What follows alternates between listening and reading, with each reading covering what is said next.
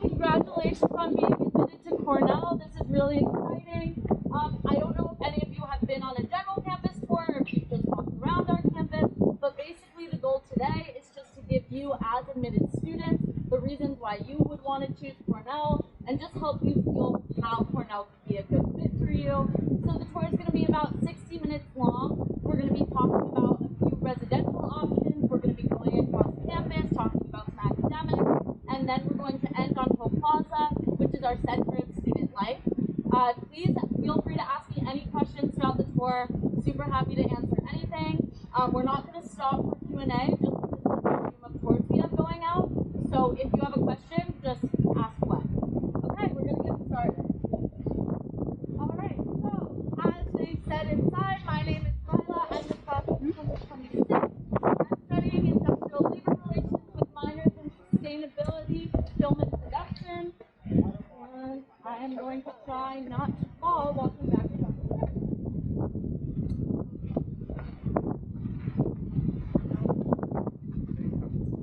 Okay, I am not on campus giving tours. You can find me writing for our campus newspaper, the Cornell Daily Sun.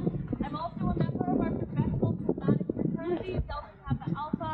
I'm also a member of an on-campus coffee group, just one of the examples of a lot of student organizations that exist at Cornell. And then I'm also in a pre-law fraternity. So if you have any questions about any of those, again, please feel free to ask. So what we're going to be talking about today is less about the specific undergraduate college and more about the general undergraduate experience at Cornell. Right now what we're walking up to is North Campus, which is where about 99.7% of our freshmen live. So you will live there, unless you do something. So, what I will say about North Campus is that it's really nice to have all of the freshmen together because you are split into dorms regardless of your undergraduate major or college, and you are put in dorms with people that you might not get the opportunity to otherwise, and you're up there with your entire freshman year class, so you really get to know everybody and kind of have a smaller freshman village.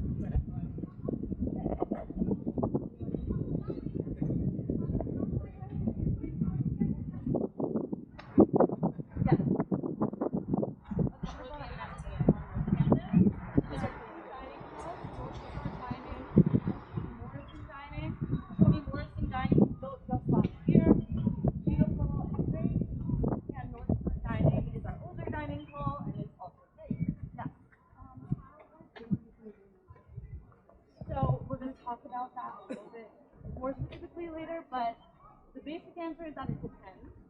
So if you are somebody who wants to have a roommate, what you're going to do is request a roommate. You can request a specific roommate, or you can request to be assigned to someone else. So it's really up to you. Okay, I'm just going to turn that over.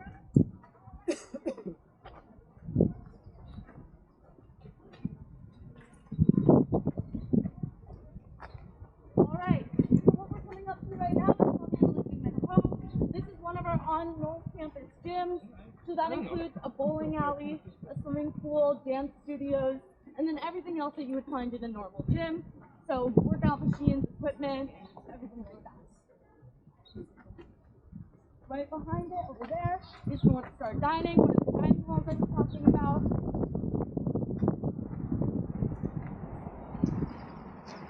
So as you can see, North Campus is very much its own world.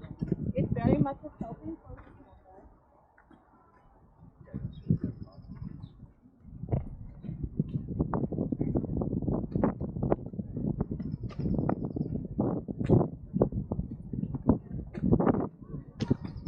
So there's a big range in the kinds of dorms that you may be assigned to. Basically on North Campus we have two main styles of living, which are suite style and hallway style. Hallway style your parents may be more familiar with. It's the typical freshman year dorm. You're on a long hallway. You're either sharing a communal bathroom with your hall or with a pod of other rooms.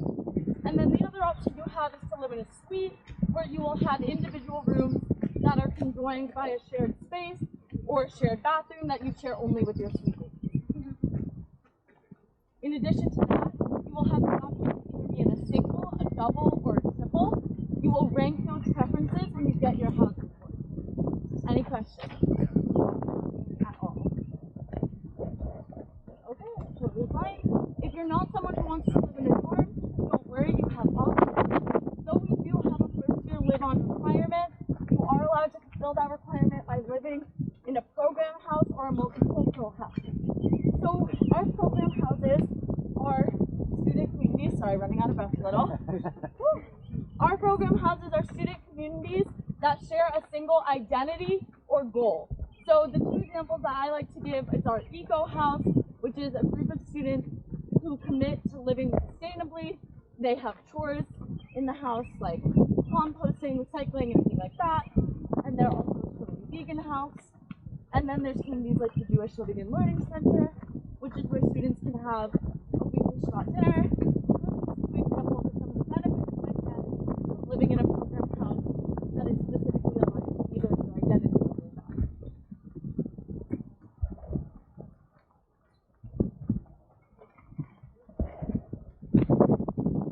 So we're coming up right now on Ruth Bader Ginsburg Hall.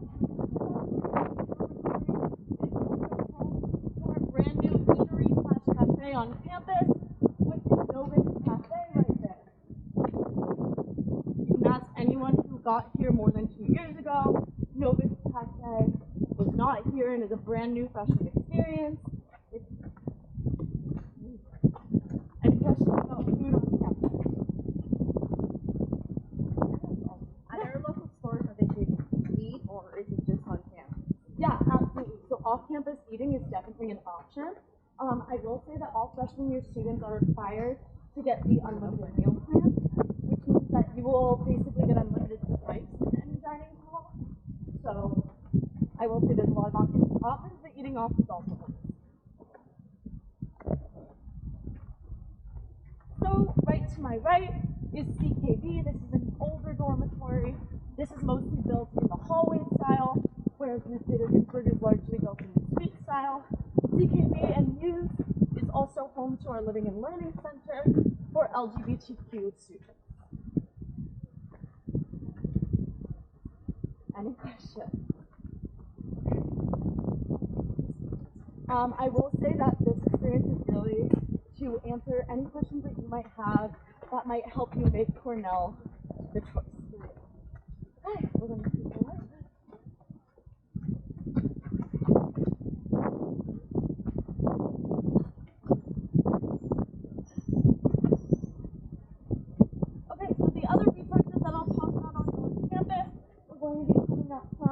On our left, it's going to be right around this corner here, and that is the RPCC, or the Robert Purcell Hall. This has a lot of resources for students, including the mailroom. So this is where you'll get anything sent, either from your parents or packages, anything that you can online. So I'm going to go there. That's also where you will collect your key at the beginning of the year. It is also home to the Cochrane Center for New Students, which is a center that provides freshman students with the resources they need to succeed in their first year of college, including emotional and social support, as well as academic support.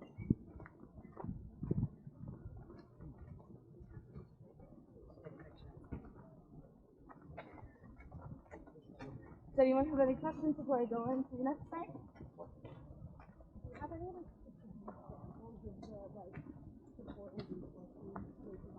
Sure. So one example is they have specific courses that you can sign up for, which are meant to be, I guess, supplemental to core courses that students have had a lot of trouble with. So I will say Intro Microeconomics and Intro Organizational Biology are two classes that are known to be particularly difficult, which is why this center actually provides two resources that you can sign up for either externally or sign up for internally. So that is, you could get a one-on-one tutor that has actually taken that specific class before and can help you, or you can get the extra practice that they have on.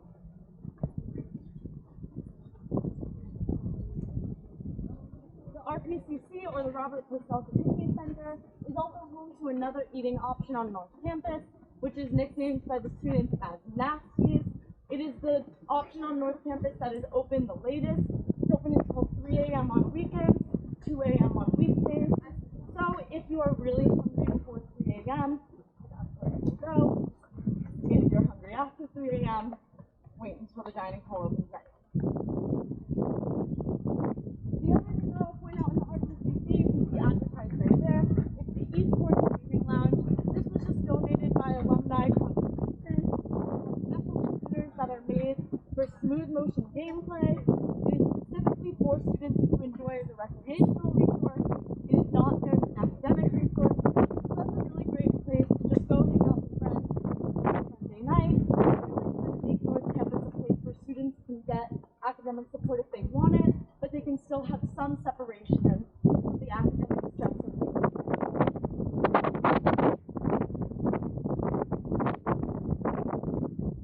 So now as we're coming up to more of the hall, Jam on North Campus, right beside this building. It is the only dormitory on North Campus the residence hall.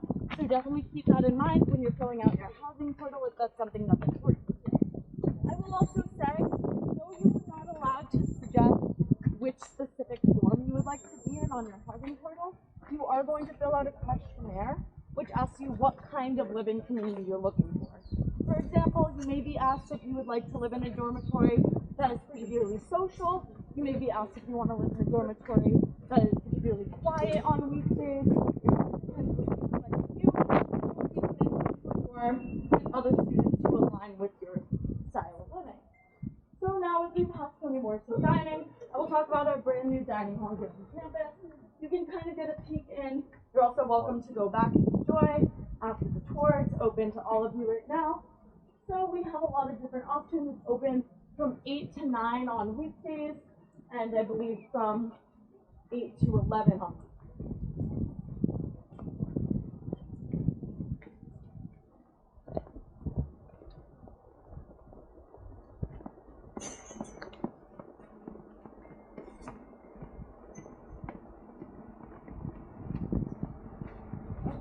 We are about to leave the residential section of this tour.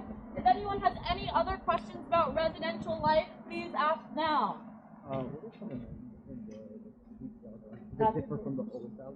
Yes, it's a great question. So I personally do not live in a suite style dorm and absolutely do wish that I did. So the suite style dorms will have an extra communal space that the hallway style dorms don't. However, the hallway style dorms usually have a shared communal space for the entire hall, so it's not like you're completely losing out on that benefit, but obviously the suite styles just share it with fewer people. So I think it really depends on your style. Particularly for myself, when I was filling out the housing application, I picked that I wanted a particularly social dorm, and I was placed in Mary Donlin Hall, which is known to be one of the most social dorms. It is also the oldest dorm on campus. So definitely keep that in mind. You know, like some things might be a trade-off. Like if you're going into a particularly social dorm, you might not have air conditioning. So just do your research before you come. Make sure you know what you're doing. I will say some of the other newer dorms are mostly in the suite style, so I would definitely mark that on your house. That's a great question. So you are allowed to pull over. You are allowed to bring your car on campus all 4 years.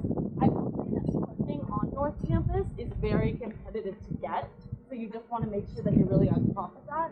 After your freshman year, bringing your car to campus is much easier. There's a lot more spots available in the sophomore living areas, so we really do tell freshmen to only bring your car if you think it's necessary, because we do have a lot of other on-campus transportation.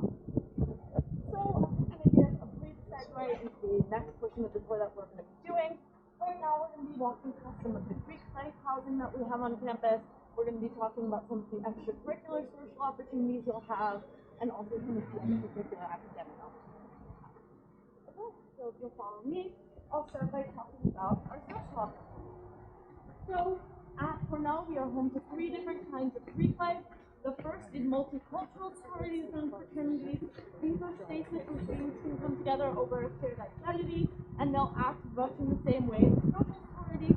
They will have like organized events, they will have fundraising, they will have philanthropy. So if that's something you're interested in, but you want to have a little bit more connection with people in your group other than just preferences and you want to have a shared identifier, that's a great option to do. The other kind of Greek life that we have is professional Greek life. As I said, I'm part of 2 professional fraternities here on campus, a pre-legal fraternity and a pre-cinematic fraternity. Basically what those do is provide you a lot of networking resources. So for example, I'm currently serving as director of social outreach for my cinematic sorority. So what I'm doing is reaching out to leaders in the industry and asking them to come speak to us. So you really get a lot of opportunities in joining something like that. You just get to meet a lot of people and participate in events that you want to. The third kind of Greek life, and the kind that you might expect, is our social fraternity and sorority life. Some of these buildings that you see around you are examples of Greek life housing. As I said, you do have a live-on requirement your freshman and sophomore year. And though your freshman year you are not allowed to live in a Greek house, your sophomore year you absolutely are. It's not an option that everyone pursues, but it is absolutely a great way to make Cornell even smaller and just find a smaller community of people. I personally am in Greek life, so if anyone has any questions about the benefits and drawbacks, totally happy to talk about that. I will also say that though we do talk about Greek life, it is by no means the majority of people on campus. It's only about 30% of undergraduates who actually even participate in Greek life, and that's including both professional and professional fraternities. So as you can see, it's not necessary. Yeah. Can you be in like a pre-professional Greek life and then also social one? Yes, I'm in 2 pre-professional and a social. So basically, the only thing is that you're not allowed to be in 2 Greek life organizations that have the same ultimate goal. So you're not allowed to be in 2 pre-legal fraternities and 2 social fraternities. Any other questions about Greek on campus? Okay.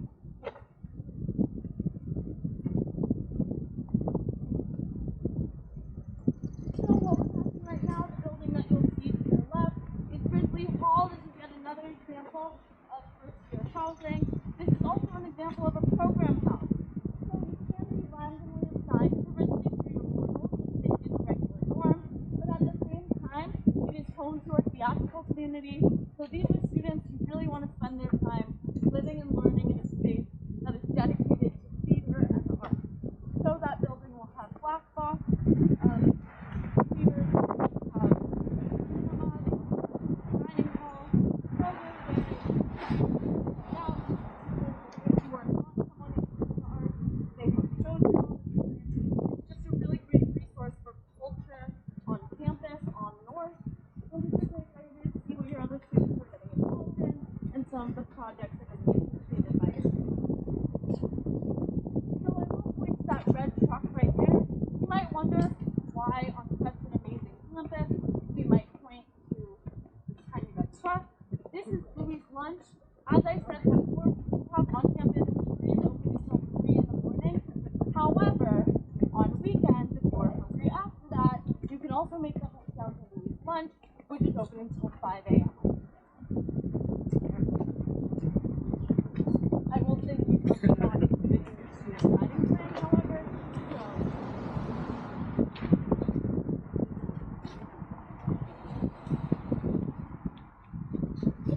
So, I'm going to talk about this building under construction really quickly. So this is Vault Hall. This is currently our oldest dorm on campus that is not being lived in, and it's currently being renovated from the inside. So it's going to maintain that beautiful historical exterior that it has, while reflecting what our most recent dorms look like on the inside. It's going to be a great option. It's also going to be the dorm for it's going to be the dorm that's dedicated to be all women. So right now that dorm is Barbara McClintock, and there are also all women's floors throughout every dorm. However, Vault Hall is going to ultimately share that.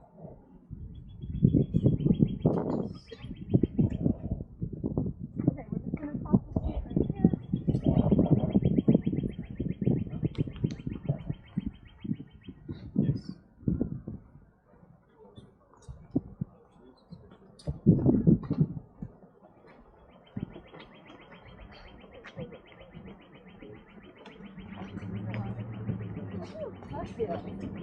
Thank you. Again, great to see you. plug this enough. One of the things that I realized about Cornell a couple months into getting here is that there's always more happening on campus than you realize. We are pretty isolated out here in Ithaca. It is a town that is mostly taken up by Cornell students. And so you may feel like there's nothing going on, but that's absolutely not true. There are literally constant weekend shows at Ridley and lots of student organizations that make efforts to make social life here at Cornell incredibly rich. I would also say, as somebody who's from New York City, growing up there and coming here has been a really interesting experience because it's allowed me to really get closer to a lot of people within kind of a smaller environment. And then you also have the opportunity to go and enjoy the beach in Ithaca, which is an amazing experience. There are hikes and trails all over campus, and there are also ones that you can go to off. So before we go on the bridge, where I'm not going to talk, I just invite you to look at the views. I will talk briefly about transportation. You can see one of our bus stops right over there. As I said, freshmen do not need a car on campus by any means. The TCAT bus system goes all the way from North Campus down to Central Campus and all the way to West and to College Town as well. So if you need to get pretty much anywhere, you can take the bus. All right, I'm not going to compete with the natural scenery. Just look around. If you have any questions, please come up and ask.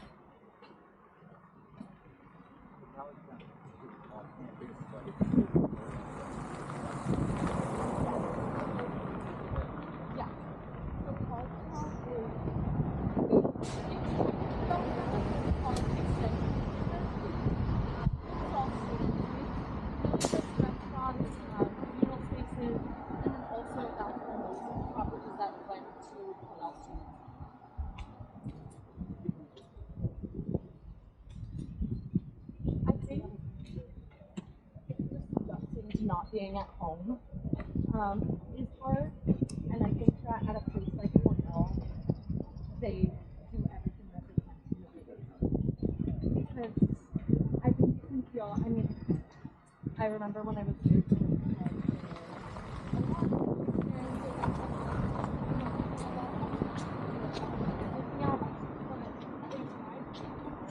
to make each community very close. So each dorm is really going to feel like its own space. And instead of feeling overwhelmed by the largeness of the campus, what you kind of get are these smaller spaces within it that you can kind of move between. So for me, socially, Cornell has been amazing because as opposed to a small school, which a lot of the other schools I was considering was, the rationale that I really had was you can always make a big school feel smaller, but you can't make a small school feel bigger. So the way that I was thinking about it is that the more extracurricular clubs you join, the more communities you put yourself into, the more you put yourself out there, the more you're going to meet different groups of people. And the thing about Cornell is that we have such a diversity of students, not only in terms of things that you might expect, but in terms of experience and interest, particularly because we're different undergraduate colleges. We have things ranging from architecture, we're the #1 architecture program in the country, and then we also have our College of Agriculture and Life Sciences, where students are literally studying how to make their family farms where they've been working for generations in Ithaca more sustainable for the future. So we just have such a range of experience that I think it's such a shame not to try to get out there and experience all you can while at Cornell. I also think that college is such a time for self-exploration and such a time for you to put yourself out there and try new things. And I think that Cornell really allows you to do that just by virtue of how many people there are here and how enclosed Cornell really is. Because really, you will get close with the people here. There's, as I said, Ithaca's pretty small. It's pretty intimate. You will get to know your peers really, really well. And if you put in effort, you will be able to find a lot of individual communities within the larger Cornell. And what I will say is that by going to a bigger school, you also get that large school spirit energy that you might not get in a smaller school. We have homecoming and other large events that the entire school will come to, and it will feel really nice to you. So I'm actually going to talk about that right now. So as I said, we have homecoming. We also have two major events that we like to talk about on the admitted students tour. The wagon, sorry, just one more. They have room, which is Dragon Day is the first one. So that is when our students from architecture will build a giant dragon using what they have learned and fight it against a giant phoenix, which the engineering students have built. The name of the day goes to the team that wins. If you can't tell from what I've been calling it, architecture has won for the past 50 years. So the phoenix has not had its day in the sun yet, but is anyone in engineering? Got it. Next year. I'll get it. Let's see it. Okay, so now we're walking into the art squad. How many of you were accepted into the College of Arts and Sciences? Wow, okay, not that many people. Okay, that's awesome. So this is our largest undergraduate college. Guess you can't really tell from this sample, but that's okay. So we have about 4,600 students here, spread across 67 different minors and 61 different majors and 61 different minors. If none of those interest you, you also have the option, if you're in arts and sciences, of creating your very own major based on your interests. For example, one of my best friends was really interested in both computer science and public policy, and she has combined those interests, working with an individual advisor, to create her very own major where she studies the policy of computer science. So the other thing that I'll tell you to notice while we're on the art squad are these beautiful lanterns. So this is just an example of another student organization's involvement on campus. This is brought to us by EARS, which is our student therapist community. So these are students who are training to go into the area of psychology and therapy, and the option that they have is to provide free anonymous resources to students. So not only does this program allow students to get hands-on experience in an industry that they're interested in, which is therapy, it allows their fellow students and peers to actually benefit from what they're learning. So this is just an example of how Cornell students really try not only to apply what they're learning and bring it outside of the classroom, but to specifically apply it to making their community better and more inclusive. That's a fundamental mission of Cornell. In fact, Ezra Cornell, when he first founded this institution, said that he would found an institution that could support any person who wanted to pursue any study. That's something that we take incredibly seriously. We like to make sure that anyone can pursue any interest they're in. That is why we do allow minoring across undergraduate colleges. So, for example, if you're somebody who's admitted into engineering and you wake up one day and you're like, you know what, I really want to do an art history minor. Don't worry, we got it. You can do that in any undergraduate college you want. You're absolutely not constrained by the college you were admitted to. That's what we're doing. Okay, any questions about that? Or anything else?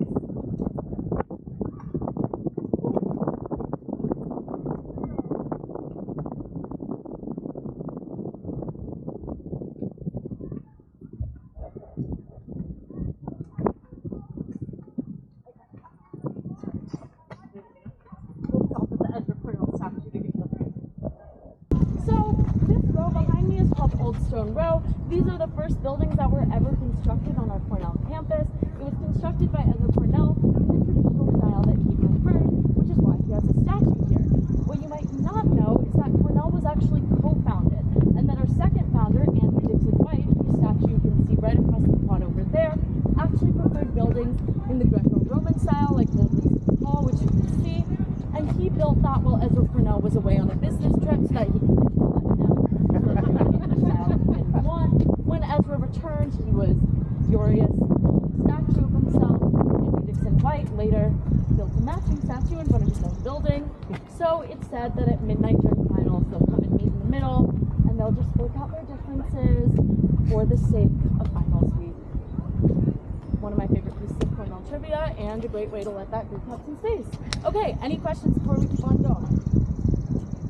Okay, all right, follow me. So what we're going to talk about now is our different libraries here on campus. We have about 18 spread throughout the different undergraduate colleges. As I said before, though your major will be constrained to the college that you were admitted to, not only can you minor across colleges, you can study across colleges. That means you can just take individual classes across any college you want. For example, as I said, I'm studying pre-law, I'm in industrial labor relations, but just for fun, fun, I'm taking an organizational biology class this semester, and it's one of the most interesting classes I've ever taken. Not doing a biology minor, just for fun, and it's a great way to just get myself to think about things that might not be included in my regular course of study. So I will point you to two libraries that we're going to pass right now. The first one is Olin Library to my right. The second one is Uris Library to my left. You might be noticing that these are quite different architecturally. This is actually quite intentional. Cornell understands that students like to study and learn in different ways, and we like our library system to reflect that.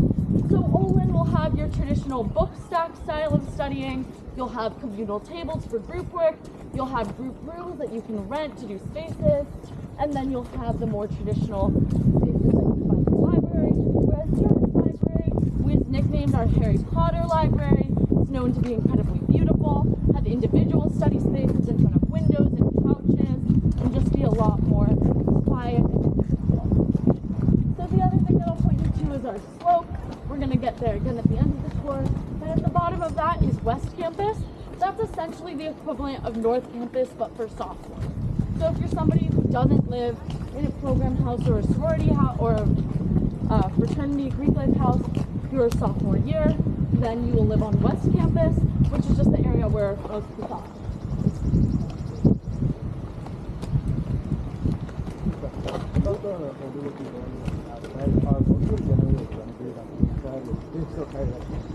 That's a great question. So the answer is that it really depends on the building. So for example, Uris Library is actually a historical building, so we did not change the inside of it. However, the old stone row, those were the first ever buildings that were built on campus. Now, the beautiful inside, they have first classrooms, and they also have this beautiful. I will also encourage you to definitely check out our Chimes concert later in the day. There will be one at 2:30.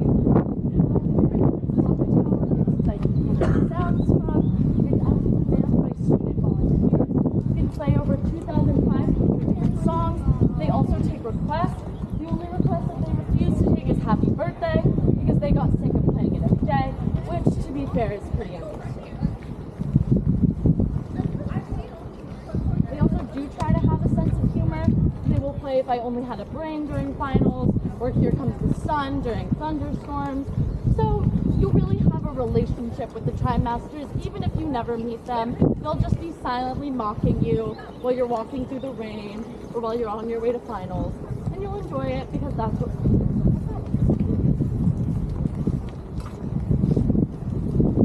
Okay, so now we're walking off of the Arts Quad and onto Hope Plaza, which, as I said, is our hub of student life on campus. There's so many resources here. The first one is Sage Chapel. So Cornell was actually the first institution of its kind that was founded without a specific religion in mind as its guiding principles. And because of that, we were given some pretty nasty nicknames. One of the most famous one was the Heathens on the Hill. One of our alumni did not like that so much, so he donated Sage Chapel. However, it was really important to Cornell that we remain a non-denominational institution to support the needs of every single one of our students. So that is why Sage Chapel is a non-denominational building. If you look inside, we have beautiful stained glass, but the stained glass all portrays academic figures and philosophers rather than religious ones. So it's really supposed to be a communal space that all students can participate in. The second resource I'll send you to is Willard Straight Hall. This is our student union. Cornell was actually the place of the third ever student union in the United States, which is really awesome.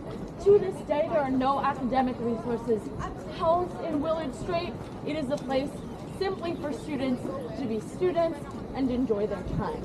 The last resource I'll point you to over here is the Cornell store. That is everything you might expect from a campus store, so pretty much anything that says Cornell on it, you will find there. You will also find some things you might not expect, including a bank and a notary's office, which you might not think about when you're going to college, but I assure you it was very helpful. I actually went into the notary's office to get my form notarized to get this job, so it's helpful. The last thing that I'll point you to as you walk down this way is Cornell Health. Now, this I cannot stress enough. When I was touring colleges, I did not understand the importance of having an on-campus health center. You can see a doctor here the same day you go in, get a prescription, and get it filled at the pharmacy here within a day, all without ever leaving campus. You can also get pretty much any procedure done here except for major surgery. If you do need that, there is another Cayuga hospital, but this is donated specifically for Cornell students here. The other resource that's housed there is therapy, which is free to all students, and other emotional support that you can get there. It's also home to our basics, which is alcohol and drug safety.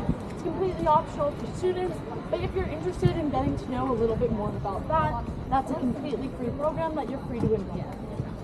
Alright, so I'll just put this over here. So we're going to end right here in front of the McGraw-Path Tower. We encourage you all to either walk down to College Town or further explore the campus. If you have any questions about your specific college or anything else, please don't hesitate to ask me. The last thing that I will end this tour with is my why Cornell. So why I ultimately decided to go to Cornell was because of the people. When I visited here, I could really feel the warmth and how much people truly enjoyed spending time in each other's company. I think that one thing about Cornell that makes it really special is how isolated it is. It feels like though you might be in a small town, you're really in a town of 17,000 18 to 25-year-olds. You will never have this experience again. You will never be in another place that is completely filled with students who are pursuing different areas of academic studies with completely different backgrounds from all over across the world. And I think that's what makes Cornell really unique and a really special place to go to school. Alright, so if anyone has any questions, please let me know. If you like this tour, my name is Lila. If you didn't, no it's not. And yeah, have a great time. Thank you. Thank you, Lila. Thank you very much.